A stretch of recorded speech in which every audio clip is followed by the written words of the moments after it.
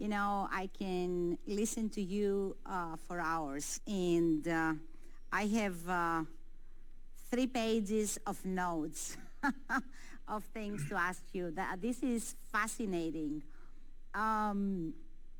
So, Scott, when you were presenting, I told you that also in Cincinnati, you know, I got the same notion again, that the next gallery I want to be is my own room that would be in such a way that I can ask for, let's say, this to become an aquarium, and suddenly I see like fish and all these underwater kind of world. So is this something that is in the making, or I'm just hallucinating? No, you'll definitely see these things. And so there's been traveling art shows like the Van Gogh where you just walk into the experience and you're part of it. And that's going to extend so much further into the future. And it will have to be an experience that you have to do outside of your home. This can actually happen inside the home. If you think about display technology and how TVs went from small size to large size, but think about wallpaper displays and being able to have your entire environment covered with a display. Think about sensory perception, right? Just because you were able to digitize sound and you were able to digitize visual, you could digitize smells, you could digitize experiences. And the metaverse is going to allow it to expand that even further. So you'll be able to do these incredible things just like you imagined, and it's not too far into the future. Yeah. And Steve Mason, I mean, for me, that's my favorite. And I have watched his kind of short video documentary, how he's painting, he's filming, and all the layers. And my favorite is the 4th season, like going from summer to, no, it ends in winter. So fascinating. So where is this going? I mean, what is the trajectory? What is the most crazy things you believe we will see in the future? Oh, it's just amazing. So I really like how technology is really pushing human creativity. It's providing a new set of tools, just like photographs did and computers did. Now artificial intelligence, neuroscience, robotics are really just allowing artists to have this extended palette to be able to do things that they couldn't do without these tools.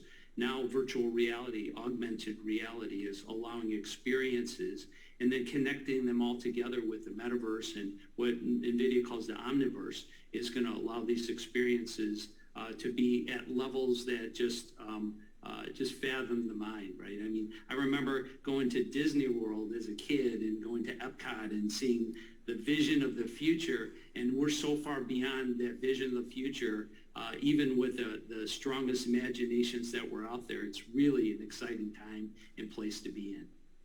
Yeah, actually, you're right. We have brought the Epcot Center at our home and our appliances. However, with our appliances, like Andrew said, we are 2,000 times connected, like prisoners with our digital own world. And from your presentation, Andrew, I was so much surprised, and then maybe not, that only 20% of the people in the business world feel that they can innovate. And this is the crazy stuff from my business experience past. It was this crazy notion that companies, they throw you in a room that they call it office. You have no experience. They cut down travel.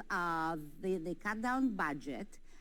You do the same thing all day. Most of the time, you do a budget on an Excel sheet, and then they come and say, and now innovate. Bring me a new product. This is so crazy, and yet having these 80% of same thoughts every day, that you definitely are not inspired, but you are fatigued, and I understand the great resignation. So Andrew, you said there are 5,000 creative people in Publicis around the world. And to To create, you need people, environment, and culture. Desmond Morris, in his book, he's an anthropologist and zoologist, said that humans are the only species that they created a zoo. They call it home, then they got themselves in. So, and they call it security. So if you have to redo the Publicis office or creative offices, how they would look like, how different they will be in the new idea of the future of work, like where people need to think and create, not necessarily locked in a cell that we call it office. You know, I think it is the question of this moment, Nikki. And for me, I think the first thing is getting rid of offices. So again, if you think about the moment, do I need to go to work to lock myself in my zoo, in my own little glassed-in pen, so I can be alone? If I'm going to be alone, why not stay home? But for me, you know, you think about these offices where, you know, we have seas of cubicles. And again, I think we need to make the office a place for creative collaboration. So we need to be creating virtual spaces where people can create and actually utilizing the technology, but whiteboards, places to print, places to inspire. And for me, I think the balance is when there's a moment when people are heads down, not having them come to the office, or if they like coming to the office, making that an option. But then how do we create collaborative spaces when we're doing the heads up work that brings people together? And I think it's a much smaller footprint, but a much more open space built around teams and work. And again, you know, if you think about the executives on the outer perimeter and the employees in the center, in some respects, it's the exact opposite. You know, how do we actually, if we're doing creative work, allow people to be in the corner by the window where they can actually get the light, get the inspiration, and get the ideas?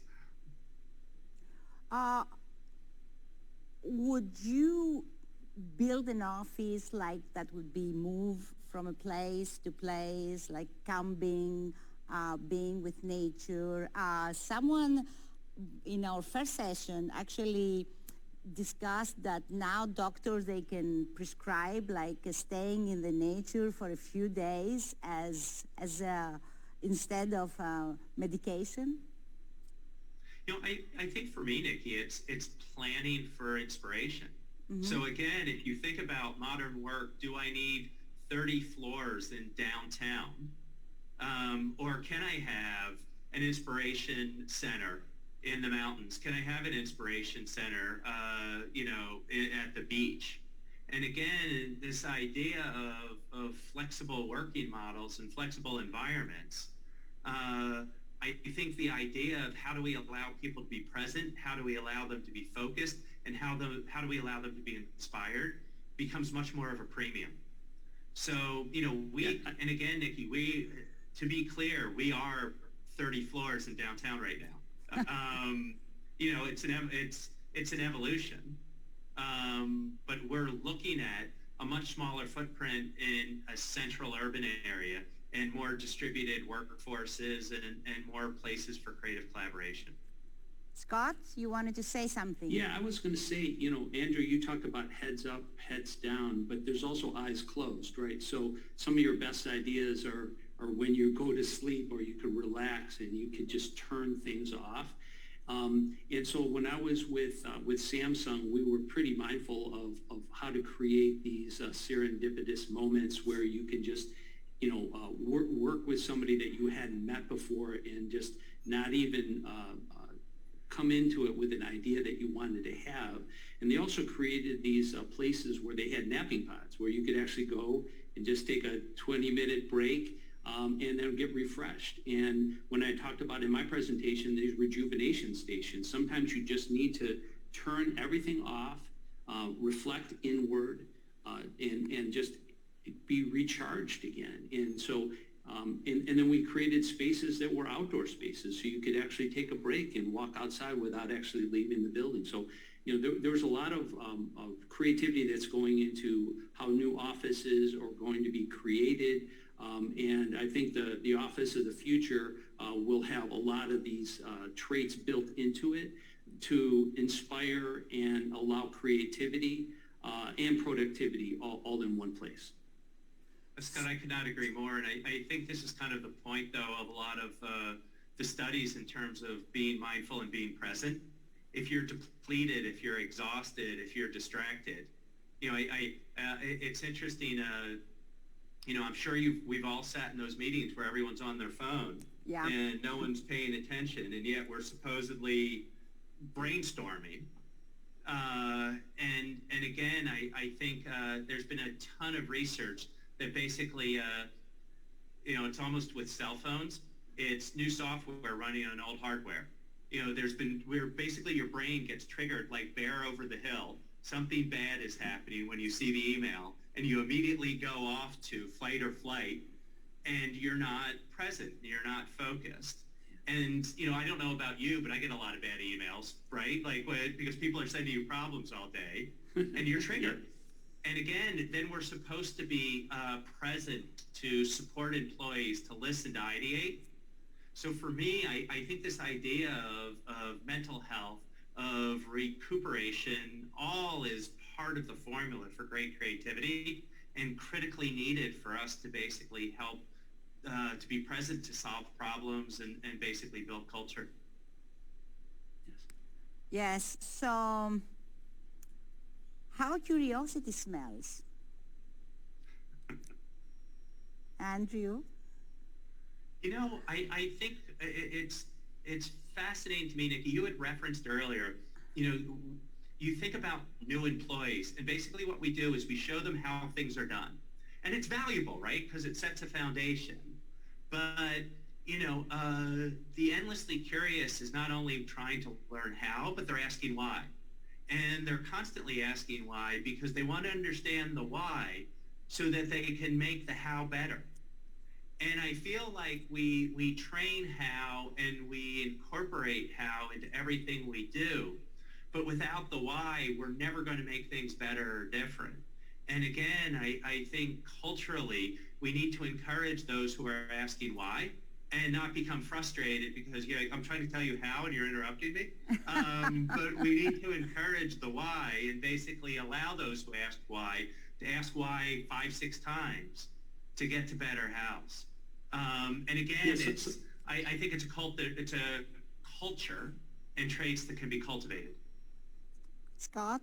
Yeah, sometimes you have to know the rules to be able to break them, right? So, and sometimes those rules that you break become, things that are just the most creative and inspiring, right? So artists do that all the time. So, people like Picasso learned how to paint like a master before he created his own style. And so he wanted to learn how to do it the right way so he could actually be inspired and paint more like a child. And so that curiosity, sometimes you do need to have a base to start from to set some structure, but then let that imagination go. And like we're talking about reimagination, I think it's just an incredible opportunity right now. So, Scott and Andrew, there was a discussion in the past and yesterday and today, and also you brought it about NFTs and all this sometimes hot air, and I wrote it down like 8 billion, 10 billion only the third quarter, and Yes. the brother of Vincent van Gogh, who was also an art dealer, he was writing a lot of letters to him, and in one of his letters he said, "Oh, my brother, I'm so sorry for you, but you paint garbage that it's not value even the paint and the canvas." So when we are talking about NFTs and all this hot air, what are the Vincents in the digital world that we now believe that they don't worth their pixels, but in the future are going to be very valuable? Any thoughts, any ideas? Yeah, I think like the world's kind of like in a little bit of a bubble right now, right? Look at the housing market, look at the stock prices, look at the art market, you look at any market. But what's going to be the winners long term are going to be the pieces that are inspiring, that are creative, that are special. And so if you, it doesn't mean that people shouldn't explore and shouldn't try and shouldn't create. And it's sometimes it's hard to judge what's going to be the most valuable, what's going to be the most special, what's the most creative, but allowing people to do that. And now the tools that are available today, I'm actually really excited that so many people are becoming artists, and there's so much availability of art because the cream will rise to the top. The people that are the most creative will be able to be the most collected and most inspirational. But allow that free spirit to happen. I think it's amazing.